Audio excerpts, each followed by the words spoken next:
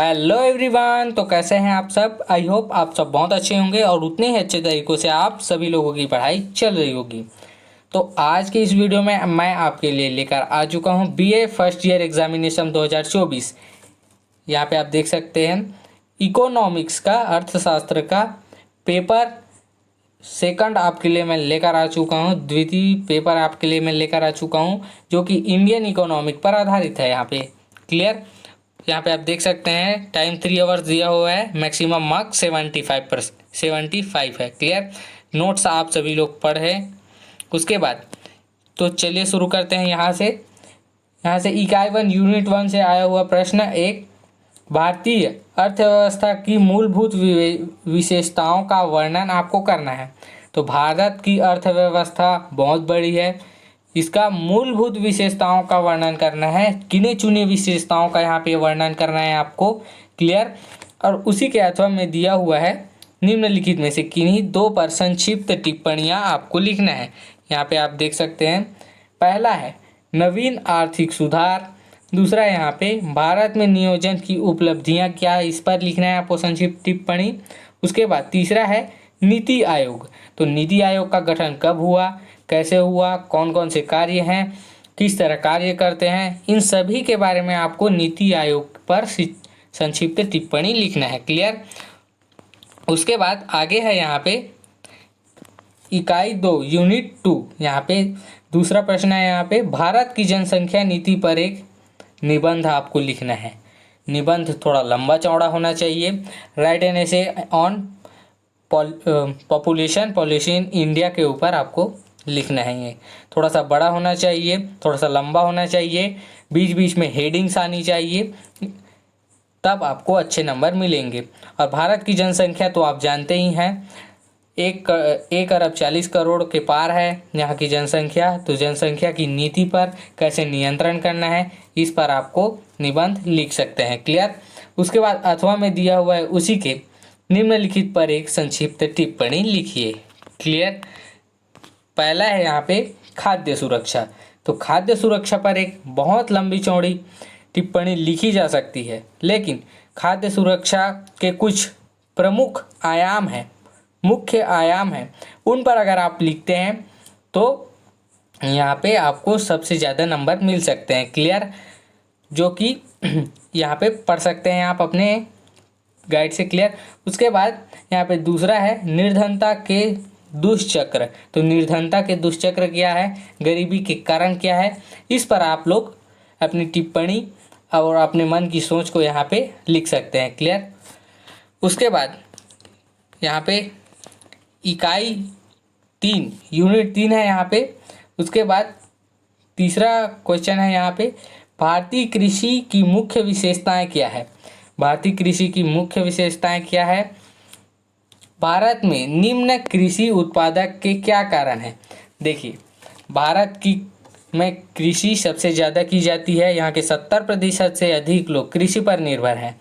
तो भारत की कृषि की विशेषताएं भी आपको लिखना है। यहाँ पे लिख सकते हैं एक्सपोर्ट इंपोर्ट दोनों होता है भारत से।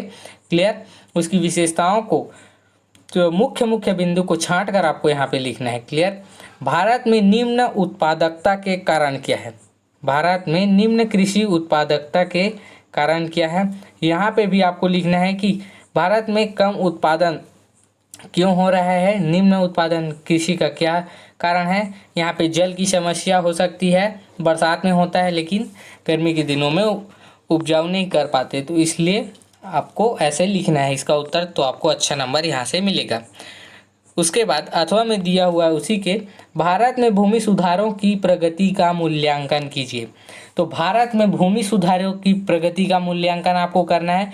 यहाँ पे 6-7 ऐसे क्षेत्र आपको लेने हैं जहाँ भूमि सुधार हुआ है और प्रगति की है, तो प्रगति का मूल्यांकन भी आपको करना है यहाँ पे।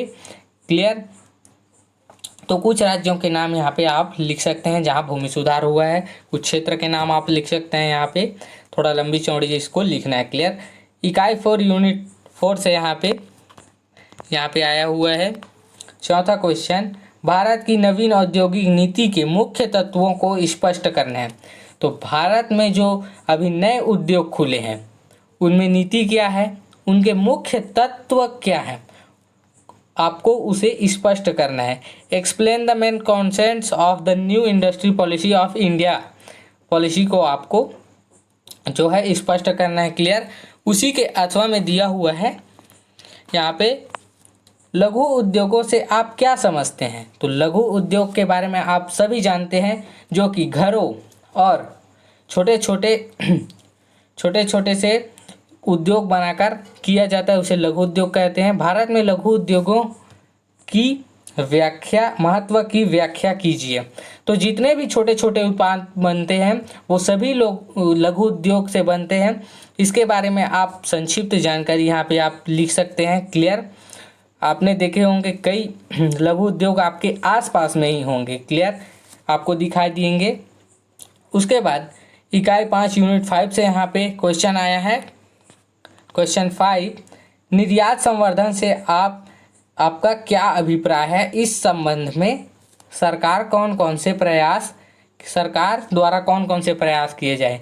तो निर्यात संवर्धन से आशय है निर्यात को बढ़ाना। आयात तो हम करते हैं किसी चीज़ को दूसरे देश से, लेकिन निर्यात के संवर्धन को कैसे बढ़ाया जाए और उसका अभिप्राय क्या है, इसके बारे में आपको बताना है। और इस संबंध में भारत सरकार द्वारा कौन कौन से प्रयास किए जा रहे हैं और इस निर्यात संवर्धन को बढ़ाने के लिए सरकार द्वारा कौन कौन से प्रयास किए जा रहे हैं, ये भी आपको बताना है। इंटरनेशनल लेवल में निर्यात करने का मतलब कौन कौन से प्रयास किए जा रहे हैं, ये सब चीज़ें आप इसमें लिख सकते हैं, क्लियर। उसके बाद है आपका अथवा में दिया हुआ है उसी के भारत में मौद्रिक नीति की विवेचना आपको करना है। भारत में मौद्रिक नीति क्या है, आपको उसकी संक्षिप्त जानकारी यहाँ पे लिखना है और विवेचना करना है, उसके बताना है उसके बारे में, क्लियर है। तो ये रहा आपका BA first year examination 2024 economics paper second Indian economy पर आधारित।